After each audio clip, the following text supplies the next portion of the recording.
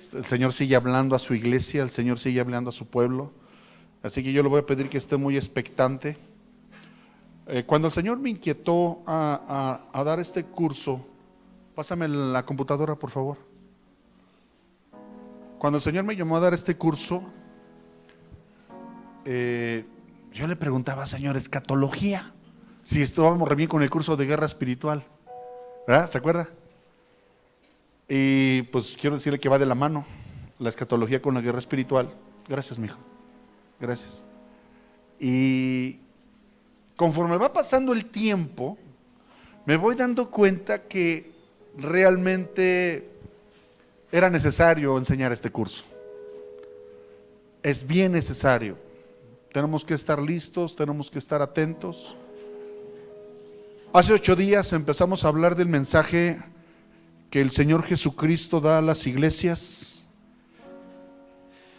Y hay toda una revelación en cada uno de los mensajes que el Señor está dando a la iglesia. Amén. Denle un codazo al que está a su lado y dígale, prepárate. Pásame el cargador de la computadora, se me va a apagar, hijo. Y a ver si podemos conseguir una extensión, ¿no? Por favor. Apocalipsis capítulo 2. Hablábamos del mensaje a la iglesia de Éfeso, ¿sí se acuerda? Y quiero decirle que vamos a estar estudiando el mensaje que el Espíritu Santo le da a cada una de las iglesias. Son 7 iglesias. ¿Cuántas iglesias son? 7. 7 iglesias que estaban establecidas en Asia. Esas 7 iglesias representan a la iglesia universal, a la iglesia de todo el mundo. Vamos a ver que cada una de las iglesias tiene sus pros y tiene sus contras. Y tenemos mucho que aprender acerca de esto, de cada una de las iglesias. Por ejemplo, hablábamos del mensaje a la iglesia de Éfeso, ¿no?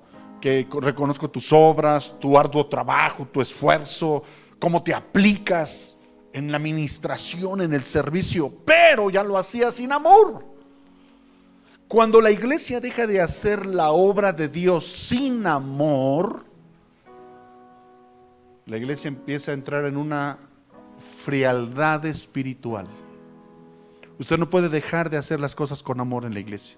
Todo lo que aquí hacemos, cuando escucha a los músicos cantando, cuando escucha a los predicadores, cuando ve a la gente que está atendiendo, todo lo hacemos por amor.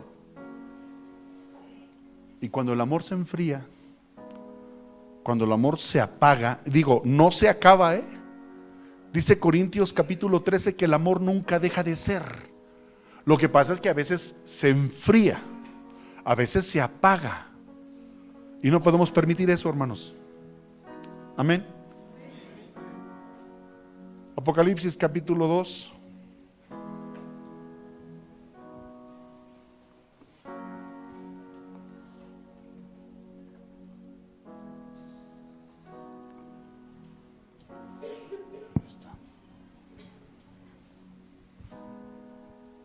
Y vamos a la segunda iglesia a la que el Señor le habla es a la iglesia de Esmirna. ¿Cómo se llama la iglesia? Esmirna. Así que vaya buscando Apocalipsis capítulo 2, versículo 8.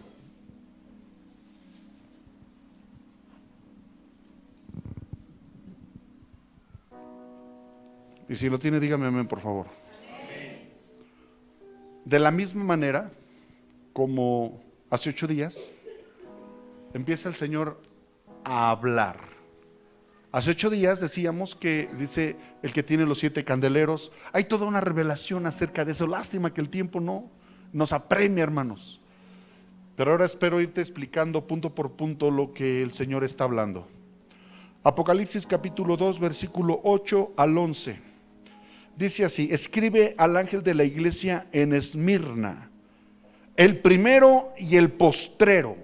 ¿Por qué le tenía que decir eso? Sabemos que es Jesús. Hay algunas versiones que dice el primero y el último, ¿sí? Porque la iglesia tenía que entender, la iglesia tenía que comprender que Jesús es el centro de la iglesia. La iglesia existe hasta el día de hoy porque Jesús está ahí. ¿Cuántos dicen amén a esto? Dice, Él es el primero y Él es el último. La iglesia de Cristo no se va a acabar hasta que Él venga por su iglesia. El Hades no prevalecerá contra ella, dice el Señor. Amén. Somos la iglesia de Cristo. ¿Sale? Aquí hay todo un rollo teológico, escatológico y apologético de que cuál es la verdadera iglesia. Si Pablo lo mencionó, que hay un espíritu, hay un bautismo y hay una iglesia. Amén. Y entonces no me alcanzará el tiempo para explicarte cómo es que se fundamenta la iglesia. Cuando Pedro reconoce el señorío de Jesús, le dice, tú eres el Cristo, el Hijo del Dios viviente. Escuchen esto. Pedro le dice, bienaventurado eres, Pedro, hijo de Jonás, porque no te lo reveló ni sangre ni carne. ¿Sí? Y sobre esta roca, Jesús está hablando de él, no de Pedro. Y esa confusión es lo que durante más de 2000 años ha traído a la iglesia de Roma pensando que Pedro es la roca de la iglesia. Cuando Jesús le dijo, y sobre esta roca edificaré mi iglesia, estaba hablando en la persona, en la divinidad de Jesucristo, no en la de Pedro. Y ahí es donde se establece la iglesia, es donde se fundamenta la iglesia. ¿Cuántos dicen amén a esto? Y entonces se empieza a establecer, hubo persecución, sabemos la historia. Y si no la saben, lo invito a que la investigue. De hecho, terminando el curso de escatología, voy a preparar un estudio que se llama Historia de la Iglesia, para que no te doren la píldora, para que no te engañen. Porque hay gente que te va a decir allá afuera, no, la iglesia evangélica de los aleluyos, de los hermanos separados, surgió a partir de 1521 a través de Martín Lutero con los protestantes. No, espérate, no es cierto. Martín Lutero fue un instrumento que Dios usó, así como muchos, como Juan Hus y como muchos más que eran sacerdotes católicos. La iglesia de Jesucristo se fundamenta en lo que te acabo de mencionar, y dice la Biblia en el libro de Hechos, capítulo 11 o 12, no recuerdo bien, que a los seguidores de Jesucristo se les llamó por primera vez cristianos en Antioquía. De ahí viene el cristianismo, de ahí se fundamenta el cristianismo. La palabra catolicismo surgió hasta el año 319, 320 después de Jesucristo, con el emperador Constantino. Eso lo vamos a platicar más adelante. Pero aquí, cuando dice aquí el primero y el último, yo le decía, Señor, ¿por qué no? ¿Por qué en cada una de las iglesias te manifiestas de diferente manera? ¿Sí se da cuenta de eso? En cada una de las iglesias Dios se revela de diferente manera. Y en este caso le dice el primero y el último. La iglesia surge por Jesús y la iglesia termina con Jesús. A eso se está refiriendo. ¿Cuántos dicen amén? Dice, y el que estuvo muerto y vivió. No solamente es primero y último, sino también es muerte y resurrección. En eso se fundamenta la iglesia, en eso. Porque dice el apóstol Pablo que si Cristo no resucitó, vana es nuestra fe. La iglesia vive, la iglesia se sustenta, la iglesia se fortalece, la iglesia crece, la iglesia se extiende por todo el mundo gracias a que Cristo vive. ¿Cuántos dicen amén? Y no está muerto, hermano, no está clavado en la cruz. Es lo que el Señor me revelaba y me decía, la iglesia vive porque yo vivo. ¿Cuántos dicen amén a esto? La iglesia subsiste porque Jesús resucitó. Se está levantando una doctrina, sobre todo con los jóvenes universitarios, de que el cristianismo es una farsa, que nos están engañando, que nos están dorando la píldora, que no es cierto que Jesús resucitó, que no es cierto es más, ni siquiera existió Jesús. Tendríamos que caer en un grado de necedad tremenda al no reconocer que Jesús vino a la tierra.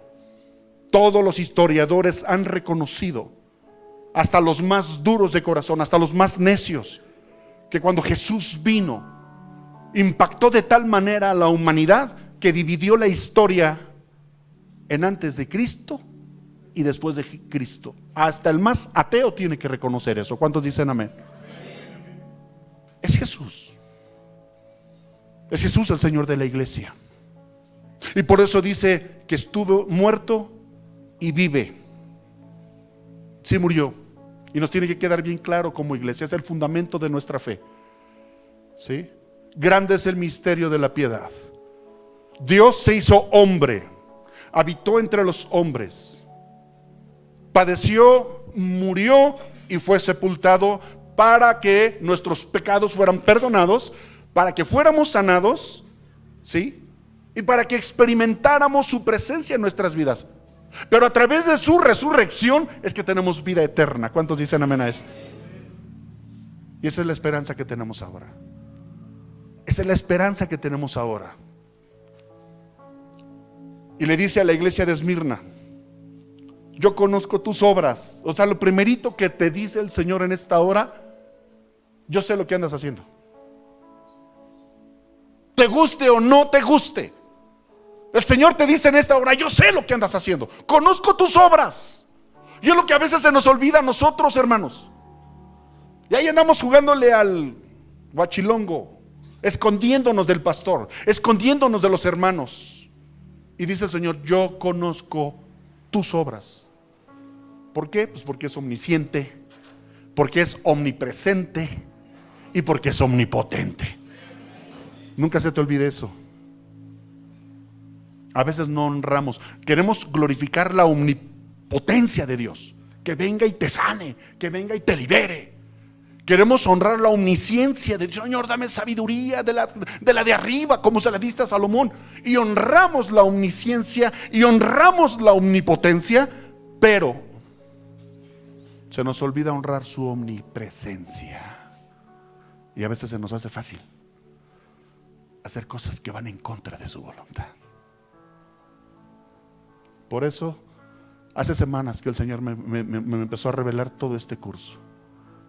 Dale un codazo que está a tu lado y dile que no se te olvide que allí en tu taxi, allí en tu Uber, allí en el cuartel, allí en tu casa, ahí donde nadie te ve, ahí está la presencia de Dios. Yo conozco tus obras, te dice el Señor. Así que, amados, tengamos temor, tengamos reverencia por la omnipresencia de Dios. Yo conozco tus obras. Y luego le dice: y tu tribulación. Acuérdese que es estudio. Acuérdese que se vale preguntar, porque últimamente están así como que muy, no sé si me están dando el avión o si están poniendo atención, pero no me han preguntado casi nada. Entonces me obligan a mí a preguntar. Y me gustaría que alguien me contestara. Aunque sea una herejía, no hay problema. ¿Qué entendemos por tribulación? Pruebas. Más que pruebas, sufrimiento. ¿No? ¿Cómo andas, hermano? Y ahí ves el hermano que apenas ahí ando atribulado. Sí, o sea, no solo es prueba, es sufrimiento, es dolor. Es cuando uno está atribulado. Escuchen esto. Uno se llega a preguntar: ¿vale la pena lo que estoy haciendo? ¿Valdrá la pena seguir yendo a la iglesia? Cuando veo que todo está de cabeza, mi familia, mi matrimonio, mis hijos, mi economía, ¿valdrá la pena?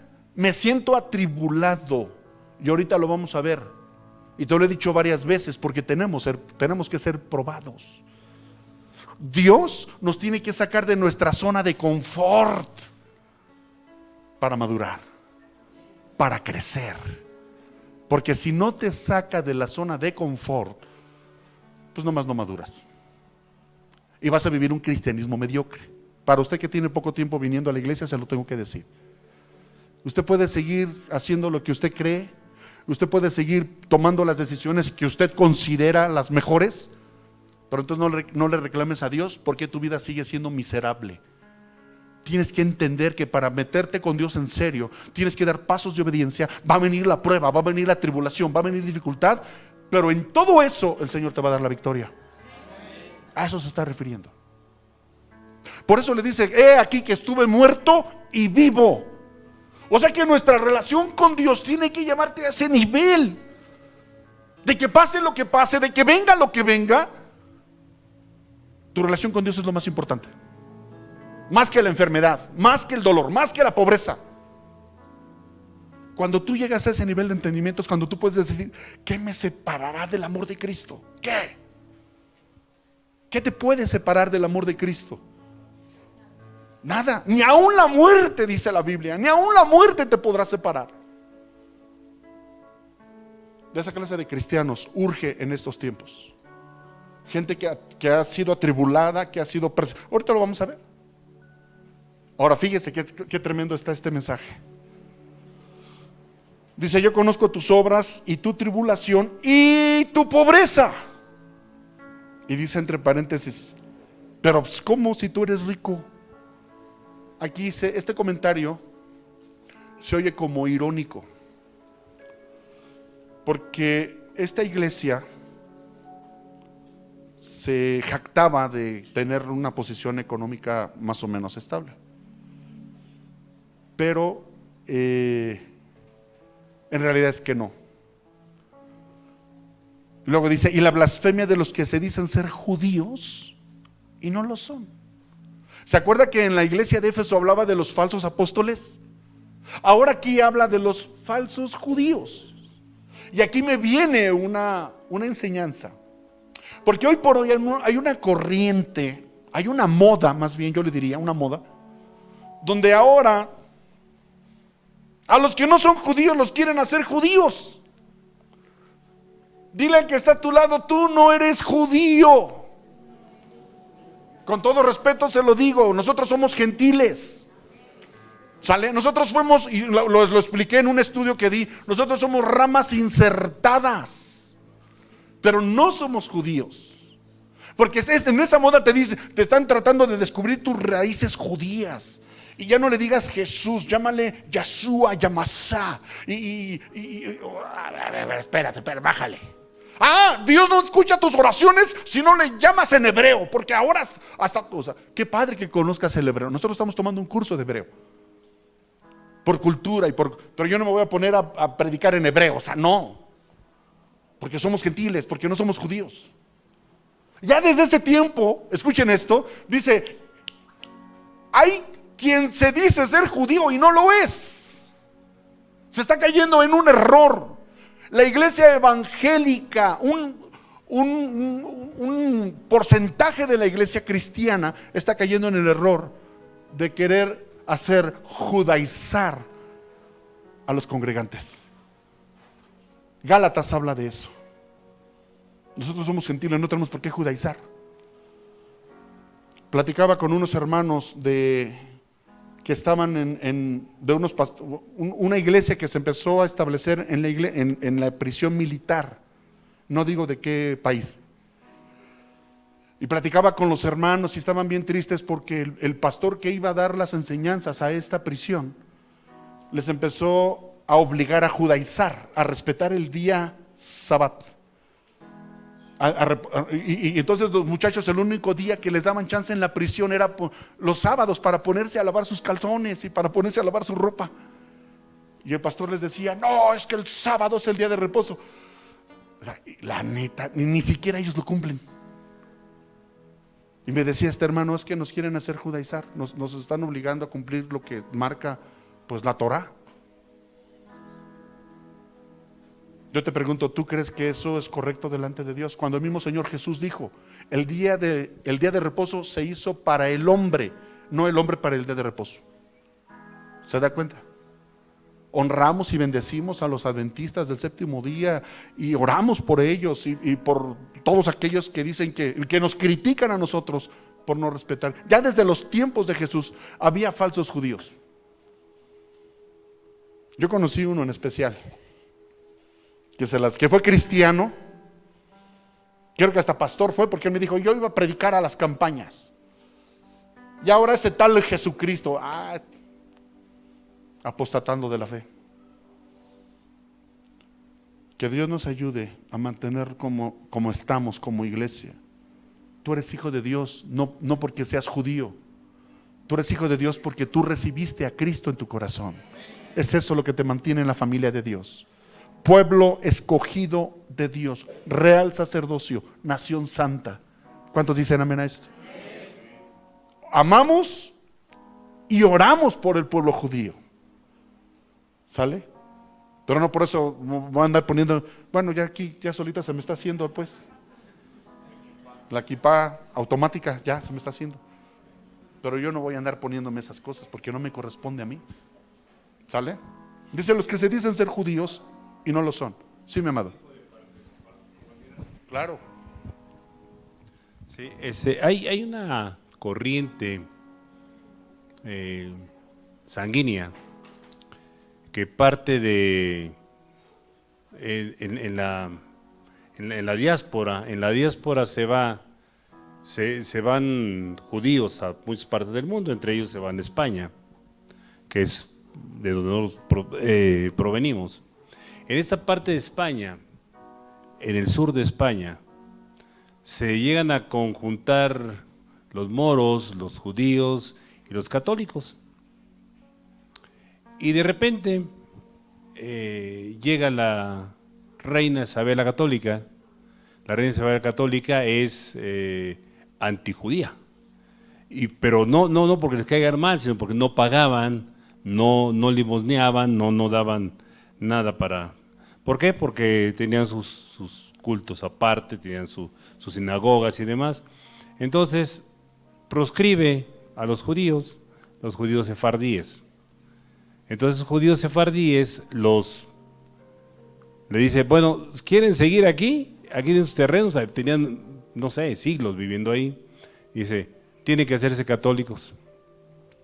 Cuando muchos de ellos se van hacia Holanda, se van hacia otras partes de Europa, pero muchos se quedan, porque tenéis sus raíces. Bueno, total, se hacen católicos. Estos judíos sefardíes, cuando viene la conquista de este país, llegan los españoles, los de realeza española, llegan y pues se establece aquí en el Gran Valle de México, Oaxaca, pero había también que fundar Nueva Vizcaya, que es allá por el norte, donde estaban todos los apaches y los comían vivos y demás. Y dice, ¿y quién va a fundar allá? Hago un paréntesis. Ellos, cuando le decían su nombre, ¿cómo se llama? Pues yo me llamo Simón ben Moisés ben Jasá, porque Ben es el hijo de. Son 14 generaciones las que representan en sus nombres. No, esos nombres son muy complicados. Pónganse otros nombres. Entonces, como ellos los españoles tienen una forma de hacer sus apellidos. Entonces, bueno, me llamo Simón León, Simón Árbol, Simón Planta, Simón Agua, ¿sí? Con los objetos de la naturaleza. Entonces se empiezan a identificar sus nombres. Y cuando vienen aquí a la conquista de México y le dan ese terreno, ¿y quién viene a conquistar allá? Pues algunos que no sean muy puros, como quién, pues como los sefardíes. Y entonces esa estirpe sefardíes se va a conquistar, y ahí están los Garza Sada de Monterrey, están los Casas Esqueda de Zacatecas. Entonces, esto es por lo que hace a la sangre judaizante, la sangre judía, no las costumbres judías. Ellos inclusive el cabrito pues es judío, por eso es ahí en Monterrey. Entonces es una rara explicación de cómo, si decimos aquí hay judíos, sí hay judíos que ya no son judíos. ¿Por qué? Porque si son católicos, pasaron muchos años de catolicismo, para conservar sus bienes y demás cosas, pero sí existe esa historia de la fundación precisamente de Nueva Vizcaya. Entonces se las quiero compartir, pastor. Damos un fuerte aplauso al Señor. Sí, efectivamente. Muy buen comentario.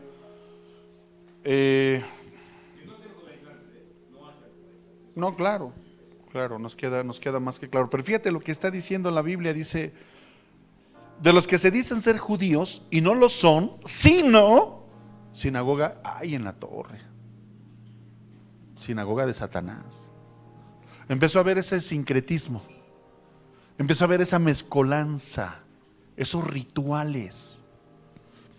Estábamos impactados porque el sábado platicábamos en la universidad, que les voy a comentar un ejemplo. Ahora que estuvimos en Israel, tuvimos una excelente amistad con un oficial del ejército, de las fuerzas especiales. Su nombre es Aviv.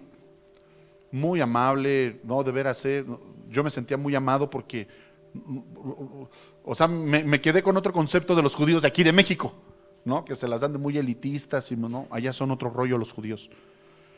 Y él nos platicaba que la palabra abacadabra es Dios te fortalezca, ¿cómo? Dios abre puertas, algo así. Yo ya sabía que en los rituales satánicos la expresión abacadabra es una invocación demoníaca, por si usted no lo sabía. De hecho, en las caricaturas, abacadabra, patas de cabra y no sé qué tal, son una invocación demoníaca. Los que tenemos conocimiento de guerra espiritual lo entendemos así.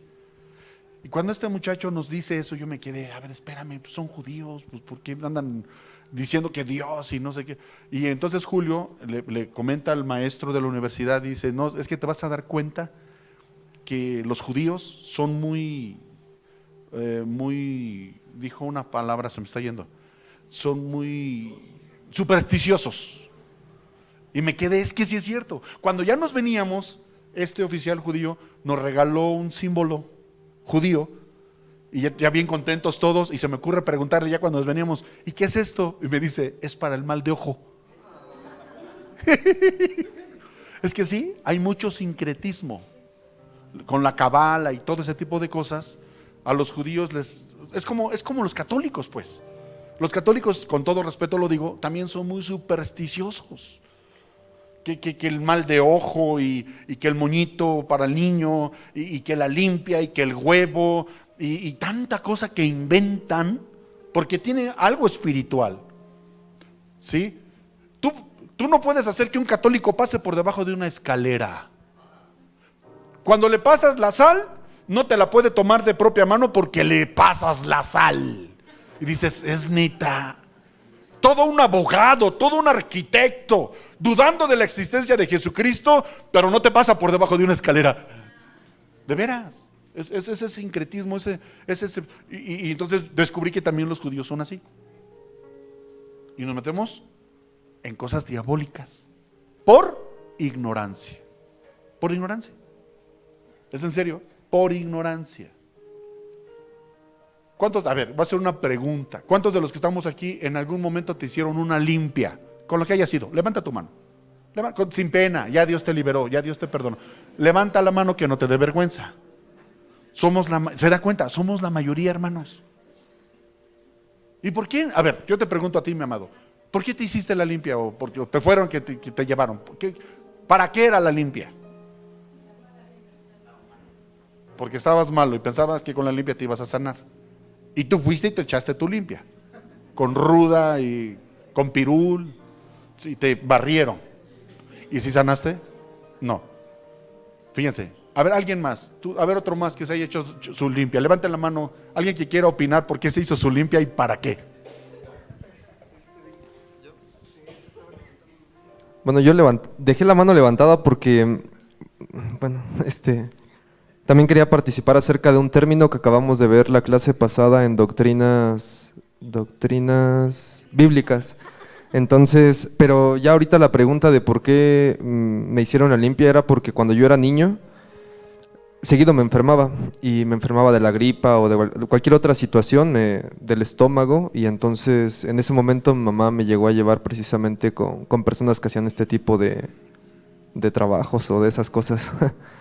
Y bueno, con lo que quiero participar es porque vimos un término en doctrinas que se llama, bueno, la palabra es gnosticismo, y el gnosticismo lo define la Real Academia Española como la doctrina filosófica y religiosa de los primeros siglos de la Iglesia, mezcla de la cristiana con creencias judaicas y orientales, que se dividió en varias sectas y propugnaba tener un conocimiento intuitivo y misterioso de las cosas divinas. Creo que esta definición habla mucho o resume mucho de los comentarios y de lo que ahorita usted está explicando, porque nos habla de una mezcla de lo que Cristo nos enseñó a través de su palabra con las creencias judaicas y lo que eran las religiones orientales, donde muchas de ellas incluso son politeístas, que creen en varios dioses. Pero aquí termina diciendo la definición que ellos propugnaban tener un conocimiento intuitivo y misterioso de las cosas divinas. Eso mismo es lo que en la clase pasada pues veíamos que dentro del catolicismo, ellos dicen que precisamente todas las imágenes, los santos, tiene mucho de esto, ¿no? O sea, ellos se basan más en intuición, en cuestiones de misterios o de revelaciones, y no tanto en lo que es la verdad, la palabra de Dios. Es eso, precisamente el misticismo, la mezcolanza que hay entre lo material y lo divino y lo sagrado. Tocaste un punto, todo lo que tiene que ver con las religiones orientales, todo lo que tiene que ver, hay mucho de ocultismo. Yo te pregunto, ¿a qué se refiere la Biblia cuando habla del dragón, la serpiente antigua? ¿A quién se refiere? ¿Quién es? Ay, no me espanten, hermanos.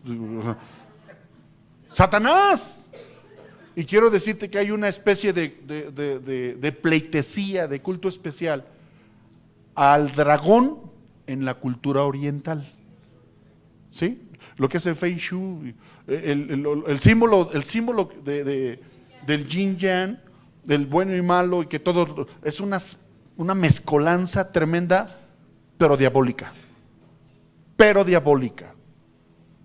Por eso tenemos que orar mucho también por esa cultura oriental, que abran los ojos al evangelio. Volviendo al punto de las limpias, ¿se da cuenta? Y tú no pensabas que fuera a ser algo malo. Y es cuando vienes de las tinieblas a la luz de Jesucristo que te das cuenta que lo que estabas haciendo era diabólico. Con todo respeto lo digo. Deuteronomio capítulo 18 versículo 9 lo dice: no se ha hallado en ti quien haga pasar a su hijo por el fuego, ni quien practique adivinación, ni sortílego, ni encantador, ni adivino, ni quien consulte a los hechiceros. Una limpia es un portal espiritual para que Satanás tome control sobre tu vida. Toma derecho legal. Y Satanás vino a robar, a matar y a destruir. ¿Se da cuenta? Le platicaba yo a mi amada. Yo cuando estaba casi niño, hace muy poco tiempo, vivía en Zacatecas y yo vivía con unos tíos, con unos parientes familiares, porque estaba estudiando la preparatoria. Y ellos cada mes religiosamente se iban a hacer su limpia. Cada mes. Y como yo vivía con ellos, ándale mijo, vámonos. Y yo, pues ¿a dónde? Vámonos. Y ahí voy con ellos. Ándale, hágase su limpia. Yo no sabía nada de esto, pero algo dentro de mí, no tío, no le entro. Se enojó mi tío conmigo. Para que le vaya bien, ándele, hágase su limpia. No tío, no, mejor así lo dejamos. Ya Dios me estaba, yo no sabía qué significaba, pero me daba miedo. Yo sentía, no, es que ¿cómo? Y ya hasta, con todo respeto, ya hasta el padre nos dio permiso, el cura ya dijo que sí, váyanse a hacer sus limpias. Allá en Zacatecas. O sea que hasta el cura ignora lo grave que es andarse haciendo limpias, andar yendo a que te lean las cartas, andar yendo a que te lean la mano, andar yendo todo, leyendo el zodiaco. Todo eso es ocultismo, todo eso. Y la gente allá afuera lo hace como si nada. Y por eso están las familias despedazándose. Por eso los jóvenes están en la rebeldía total. Por eso los matrimonios, por eso las familias están de cabeza. Porque Satanás está haciendo su picnic en medio de ellos. Por la ignorancia, por la falta de conocimiento y por la ausencia de Dios en sus vidas. ¿Se da cuenta? Por eso en esos últimos tiempos tenemos que aplicarnos, iglesia. Tenemos que consagrarnos y comprometernos con Dios. Amén. Fíjate, dice: no temas en nada de lo que vas a padecer. O sea que sí, ya les estaba advirtiendo el Señor que iba a haber un padecimiento. Tú pues, hijo mío, le dice Pablo a Timoteo, sufre penalidades como buen soldado de Jesucristo. El evangelio, hermanos, no es miel sobre hojuelas nada más. Gloria a Dios por lo dulce, por lo hermoso de la presencia del Espíritu Santo. Pero sí va a haber tribulación, sí va a haber sufrimiento. Nos toca padecer. Dile a que está a tu lado, te toca padecer. Y si no le gusta padecer, pues váyase a pare de sufrir. Allá sí le van a enseñar que ya usted tiene que dejar de sufrir. Eso es otra mentira del diablo. Si el creador de la iglesia padeció y sufrió hasta la muerte, ¿qué nos esperamos sus seguidores? Amén. Dice: no temas en nada de lo que vas a padecer. Y te lo digo desde ahorita, sí, nos va a tocar padecer. He aquí, el diablo echará a algunos de vosotros en la cárcel para que seáis probados. Ahí nos vamos a dar cuenta de qué estamos hechos. Es en una situación de crisis emocional. Es en una situación de enfermedad, de muerte. Es en una situación donde estás a un pie en la cárcel, donde realmente te das cuenta de qué estás hecho. Si realmente el Espíritu de Dios mora en ti, o nada más veniste a la iglesita a jugar al cristianito. Es ahí donde sale el verdadero yo. Cuando tienes una confrontación que te impacta, emocionalmente te sacude. Algunos hasta se olvidan de que son cristianos. Por eso está diciendo el Señor, tenemos que ser probados, tenemos que ser filtrados. Va a haber un filtro para que verdaderamente salga la casta de los que verdaderamente son de Cristo o no son de Cristo. ¿Se da cuenta? Para que seáis probados y tendréis tribulación por 10 días. Y aquí viene la exhortación. Dice el Señor, sé fiel. Repite conmigo, sé fiel. ¿Hasta dónde? Sé fiel hasta que el ánimo te alcance. Sé fiel hasta que no te desanimes.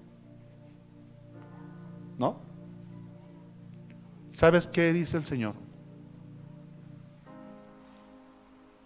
Los que son hallados santos y fieles.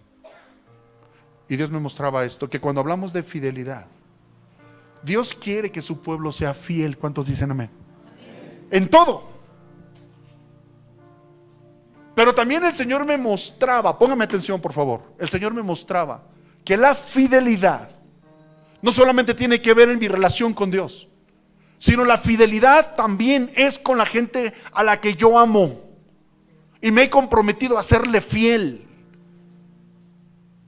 hasta la muerte. Es decir, voltear con mi esposa y decirle, prefiero morirme antes que serte infiel. A eso se está refiriendo. Prefiero morirme, hermano, hermana, antes de cometer una tarugada como pastor y que no sea hallado fiel delante de Dios. Prefiero morirme. ¿Se da cuenta? Segundo mandamiento. Fíjese qué hermoso. Todo el decálogo se expresa, y nos lo explicaba el de la universidad del profesor. En realidad son 3 mandamientos. Amarás al Señor tu Dios con todas tus fuerzas, con toda tu mente y con todo tu corazón. ¿Alguien puede decir amén a esto? Es ahí donde eso te fortalece a permanecer, a perseverar. Luego dice, y amarás a tu prójimo como a ti mismo. Ahí va implícito el tercero. Me tengo que amar a mí mismo para poder amar a la gente que me rodea. Tengo que ser fiel a mí mismo para poderle ser fiel a la gente que me rodea. Porque si yo no le soy fiel a la mujer que me entregó su juventud, a la mujer que me entregó los mejores años de su vida y decidió vivir con este soperútano, duro, necio, terco, pero eso sí guapo y humilde de corazón y sencillito. ¿Me explico, amados? Si yo no puedo ser fiel a mí mismo por lo que digo que soy y por lo que pienso que Dios está haciendo en mí, entonces, así como tengo que amar a mi prójimo como a mí mismo, tengo que serle fiel a mi prójimo como a mí mismo. ¿Se da cuenta? Y eso es lo que hace falta mucho en las iglesias. Nos traicionamos, nos engañamos, nos fallamos. Y dice el Señor, cuando aparece, y lo vamos a ver en otra parte, cuando hable cuando venga el Señor Jesús montado en su caballo blanco, con sus huestes de millares de ángeles, dice que trae una banda teñida de sangre que dice fiel y verdadero. El Señor es fiel y verdadero.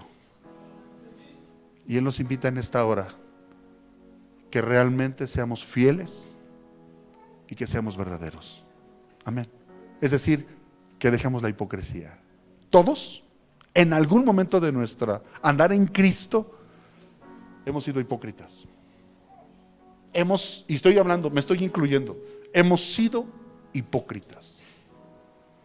No podemos hablar de fidelidad cuando hay hipocresía. No podemos hablar de ser verdaderos cuando hay hipocresía, cuando hay falsedad, cuando hay mentira. Y por eso la iglesia, escuchen, no ha logrado conquistar al mundo con el evangelio de Jesucristo. No hemos hecho, escúchenme, ni el 1% de lo que el Señor Jesús demanda que haga la iglesia. Siguen, desde que empezó la enseñanza hasta ahorita, miles de almas se siguen yendo al infierno todavía.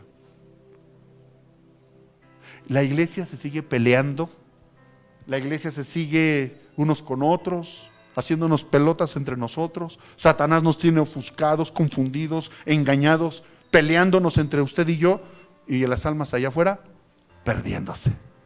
¿Se da cuenta? Algo tenemos que hacer. Yo quiero hacer algo. Yo quiero esforzarme como pastor, como ministro, ser ejemplo de fe, ser ejemplo de pureza, como dice la Biblia que tengo que ser en el libro de Hebreos.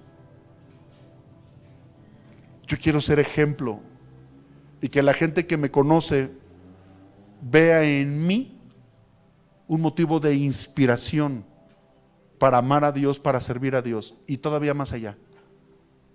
Que Dios me ayude a mi esposa y a mí y a los líderes de esta iglesia lograr ser de inspiración para la gente que viene llegando. Que puedan ver en nosotros un matrimonio ejemplar, líderes. Que la gente que viene llegando pueda ver a un hombre en toda la extensión de la palabra. Y si no entiende eso, véngase a varones. Yo estoy siendo bien instruido, estoy siendo muy alimentado en cada reunión de varones. Y yo siento que estoy más o menos. Y me falta mucho todavía. Venir a las reuniones de matrimonios, porque yo necesito seguir aprendiendo más de lo que Dios ha vertido en esa hermosa pareja de matrimonios. Véngase a las reuniones de matrimonios, véngase a las reuniones de jóvenes. Nuestros jóvenes también están siendo fortalecidos en cada reunión.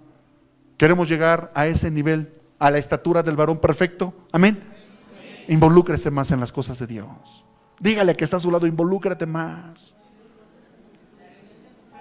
Mire, cuando uno tiene el anhelo, cuando uno, para aquellos que decían, no, pues es que la chamba, es que el trabajo, 23 años en las Fuerzas Armadas.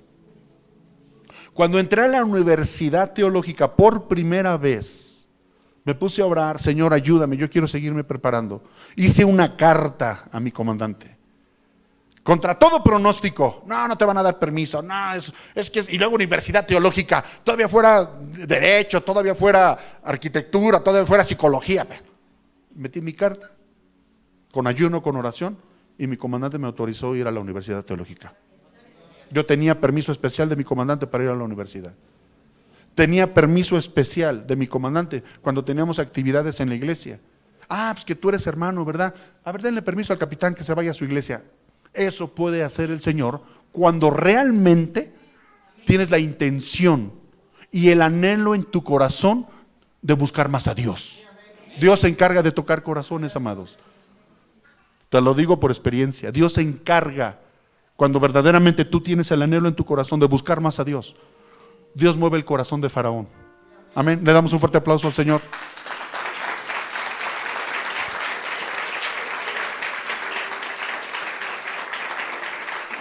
Te alabamos, Señor. Voy a terminar. Quería aventarme 2 iglesias, nada más alcanzo una por sesión. Voy a terminar. Dice: sé fiel hasta la muerte. Es una instrucción de parte de Dios. Voltea con el que está a tu lado y dile: sé fiel hasta la muerte. Dígaselo. Por favor, dígaselo. Sí, mija. ¿Por qué la tribulación por 10 días? Tribulación por 10 días. ¿Por qué no más? ¿Por qué no menos? La pastora creo que te quiere contestar esa pregunta.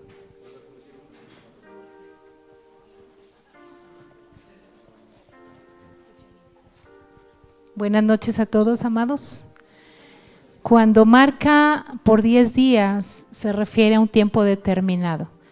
Ningún desierto aquí en la tierra es eterno, solamente las promesas del Señor. No necesariamente serán únicamente 10 días, podrían ser 13 años, como fue el caso de José. Pero terminó ese desierto y fue usado con un gran propósito ese tiempo de encarcelamiento.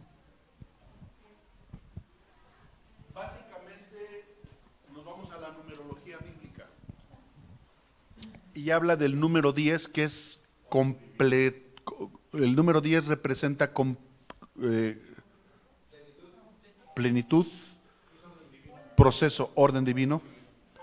Tiene mucha excepción ahí. Pero te prometo que el próximo martes me voy a meter a investigar por qué se refería a 10 días. Pero de mientras nos quedamos con eso. Es porque es un proceso de principio a fin. Y el máximo en la escala es 10. Como decir, vas a estar en la cárcel 10 días. ¿Qué decir? Vas a empezar un proceso y al término de 10 vas a salir con 10. ¿Me explico? O sea, va a ser un proceso completo. No te vas a quedar a medias del proceso. No te vas a quedar sin complemento. ¿Sí, mi hermano? 10 mandamientos. Es una simbología. Ahí tiene que ver mucho con la simbología. Acuérdate que el libro de Revelaciones, es decir, el libro de Apocalipsis, todo es revelación. Orden divino. Todo es revelación. ¿Sale? Pero el próximo martes te doy un poquito más de información con respecto a eso. No me enfoqué tanto en eso, pero voy a estar orando para que el Señor me muestre. Porque mucho de esto el Señor me ha estado mostrando, me ha estado revelando, y es lo que te estoy compartiendo ahorita. No puse atención así específicamente en los 10 días. Sé fiel hasta la muerte. Así sean 10, 20, 30, 40 días, pero lo que el Señor nos dice es que seamos fieles. Empecemos desde ahorita. Si tú le has andado coqueteando al mundo, no le estás siendo fiel a Dios. Si le sigues pidiendo a la santa cachucha de la divina providencia, no le estás siendo fiel a Dios. Quiero que entiendas esto. Con todo respeto lo digo. Si tú le andas pidiendo la astilla de la cruz de Cristo, no le estás siendo fiel a Dios. Ser fiel a Dios, ser fiel hasta la muerte. Amén. Y mira la recompensa. Y recibirás, vaya pasando el grupo de alabanza por favor. Y recibirás la corona de la vida. Segunda recompensa. Te hablaba el martes pasado, escuchen esto, que el Señor a la iglesia de Éfeso le decía: al que venciere, le daré de comer del árbol de la vida. ¿Se acuerdan que hablamos? Y el árbol de la vida tiene mucho significado en el libro de Apocalipsis, pero también en el libro de Génesis. Sabiduría, es el árbol que sus hojas son para sanidad de las naciones. ¿Cuántos dicen amén? Y en esta segunda nos dice: Al que venciere, versículo, versículo 10, sé fiel hasta la muerte y yo te daré la corona de la vida, hermanos. El Espíritu Santo me mostraba que es una corona, sumamente preciosa. La corona de la vida. Vas a ser coronado. Al aguantar vara, al aguantar la tribulación, el aguantar el proceso, todo lo que sé fiel hasta la muerte, y vas a recibir la corona de la vida. Y hay gente que me ha dicho, sí, pero pues ya para qué voy a querer la corona si voy a estar en el cielo. ¿Para qué quiero corona? Porque es un sello de distinción. Porque va a haber distinción en el cielo. Va a haber lugares en el cielo. Los que se esforzaron hasta la muerte van a tener un lugar de preeminencia, escúchame. Pero no solo eso, ahorita voy para allá. Sino que cuando adoremos al Rey de la Gloria en todo su esplendor, dice la palabra que vamos a arrojar nuestras coronas delante de sus pies. Yo quiero tener coronas para aventárselas a los pies del Señor. Y los que no tengan coronas, ¿qué van a aventar? Yo siento que algunos se van a sentir chiviados. Ay, pues, pastor, présteme su corona. No, espérate. Yo quiero tener coronas para podérselas arrojar a los pies del Maestro. ¿Se da cuenta? Independientemente que tenga otra simbología y otro significado, ya estando en el cielo, pero de primera es poder arrojar nuestras coronas a sus pies. Amén. ¿Alguien quiere decir?